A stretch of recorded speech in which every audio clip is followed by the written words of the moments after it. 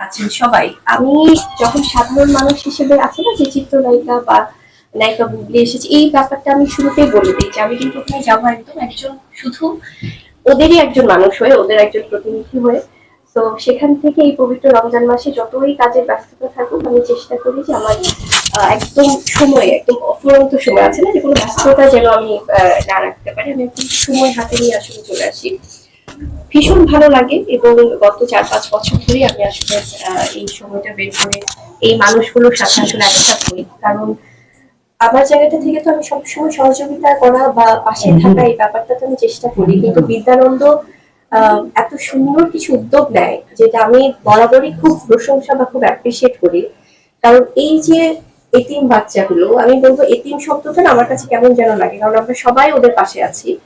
So এই ভালোবাসার এই মানুষগুলোর বাচ্চাগুলো এবং যারা আরো অসহায় মানুষজন আছেন তাদেরকেও আমরা ইফতার দিয়ে এসেছি, এবং আমরা অনেক ঘরে যে আসলে ইফতার দিয়েছি। সবসময় তো সবাইকে ওভাবে সম্ভব হয় না, আর তারপর আমি চেষ্টা করি এবং আমার পক্ষ থেকে আমি সবাইকে, যারা যারা এখানে টিম আছে, কারণ এটা তো একটা টিম ওয়ার্ক, সো প্রত্যেককে আমার অন্তঃস্থল থেকে ধন্যবাদ জানাই এবং বিদ্যানন্দকে অবশ্যই ধন্যবাদ জানাই। এবং যারা আছেন, এই যে আপু আছেন, আমাদের ম্যাডাম এবং আরো অনেক ম্যাডামরা আছেন, সবাই আছে, সবাই না কাঁধে কাঁধ মিলে একসাথে কাজ করে।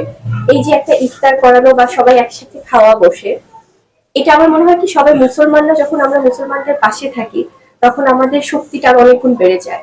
তো ভীষণ ভালো লাগে, আমারও খুব ভালো লাগছে বরাবরের মতোই।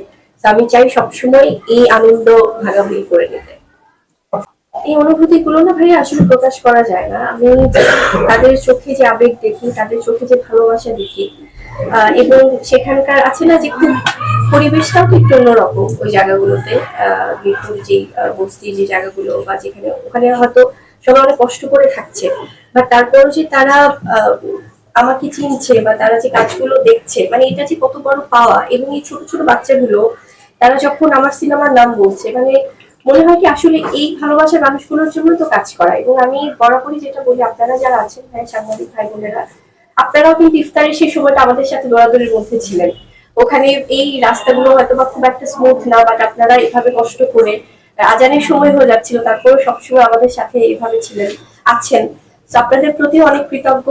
এবং আমার মনে হয় এই আবেগ, এই ভালোবাসাগুলো নিয়ে আমি সারা জীবন থাকতে চাই, সারা জীবন বাঁচতে চাই। সত্যি আপু, ওদের নিয়ে সিনেমা দেখার ইচ্ছা আছে কিনা, একসঙ্গে বসে? অবশ্যই ইচ্ছা আছে ভাইয়া, খুব সুন্দর কথা বলেছেন। আমার ওরকম সুযোগ হলে অবশ্যই আমি আমার সিনেমার টিমকে বলবো যে এই মানুষগুলো, কারণ এরাই আসলে, এদের ভালোবাসাটা অনেক বেশি পিওর, অনেক বেশি খাঁটি। তো আমি এই মানুষগুলোকে নিয়ে অবশ্যই আমার সুযোগ হলে আমি সিনেমা দেখতে চাই।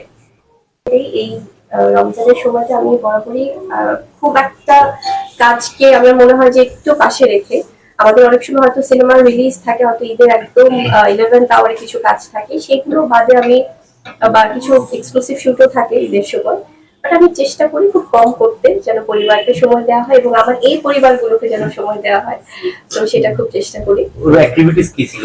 দুই দিন তো আসলে গেল, একদমই, সে তো এখন একটু করে বলছে পীর বাবা। সো চেষ্টা করে যে আমি রোজার কথা যখন বলি তখন সে, যে স্কুলও খোলা আছে, তো সে আবার আমাকে বলে যে, আমি বলি বাবা কিছু খাওয়া যাবে না, মানে রোজার সময় তো তোমার এখনো বয়স হয়নি, বাট আরো কিছুদিন পরে তোমাকে রোজা রাখতে হবে, এটা শিখতে হবে, এবং হাদিস গুলো আমি পড়ে শোনাই, সবকিছু শোনাই। তো তখন সে বলে কেন আরো কিছুদিন পরে, আমি এখনই রোজা রাখবো। তো ছোট বাচ্চারা যেরকম করে ওটাই আসলে, সবাই মিলে তো একসাথে পরিবারের সবাই মিলে ইফতার করি। তো খুব আনন্দ হয় আসলে, সময়গুলো মনে হয় এটাই জীবন। কি বাবার সাথে কি ইফতার করে কিনা? বাবা তো এখন দেশের বাইরে, যখন যখন থাকে অবশ্যই একসাথে বাবা ছেলে মিলে এবং দাদা দাদি মিলে সবাই, সবাই প্রত্যেকে আসলে পরিবারের বা নানা নানি, মানে পুরো পরিবার সবাই তো আমরা একসাথে ইফতারটা করি।